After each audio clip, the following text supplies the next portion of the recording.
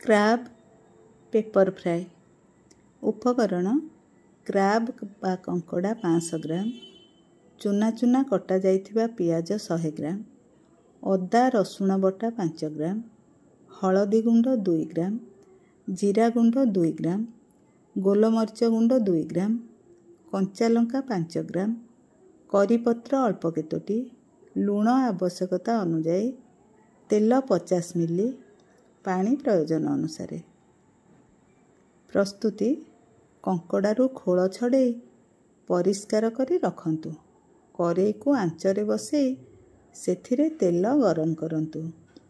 ତେଲ ଗରମ ହୋଇଯିବା ପରେ ସେଥିରେ ପିଆଜ ଦେଇ କିଛି ସମୟ ପାଇଁ ଭାଜନ୍ତୁ। କିଛି ସମୟ ପରେ ସେଥିରେ କଞ୍ଚା ଲଙ୍କା, କରିପତ୍ର, ଗୋଲମରିଚ ଗୁଣ୍ଡ ଓ ଅଦା ରସୁଣ ବଟା ମିଶେଇ କଷନ୍ତୁ। ମସଲା କଷି ହୋଇଯିବା ପରେ କଙ୍କଡ଼ାକୁ ପକେଇ ଚାହିଁଲେ ପୂର୍ବରୁ କଙ୍କଡ଼ାକୁ ଅଳ୍ପ ଭାଜି ନେଇ ପାରନ୍ତି।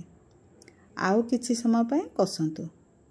କଙ୍କଡ଼ା ଭଲ ଭାବରେ କଷି ହୋଇଯିବା ପରେ ସେଥିରେ ବାକି ଉପକରଣ ଗୁଡ଼ିକୁ ମିଶେଇ ଦିଅନ୍ତୁ। ଅଳ୍ପ କିଛି ସମୟ ପରେ ପ୍ରଥମେ ପାଣି ଓ ପରେ ଲୁଣ ଦେଇ ଗୋଳେଇ ନିଅନ୍ତୁ। କଙ୍କଡ଼ା ସିଝିଗଲେ ଓ ଝୋଳ ମରିଯିବା ପରେ ଆଞ୍ଚରୁ ଓହ୍ଲେଇ ଆଣି ଗରମ ଗରମ ପରିବେଷଣ କରନ୍ତୁ।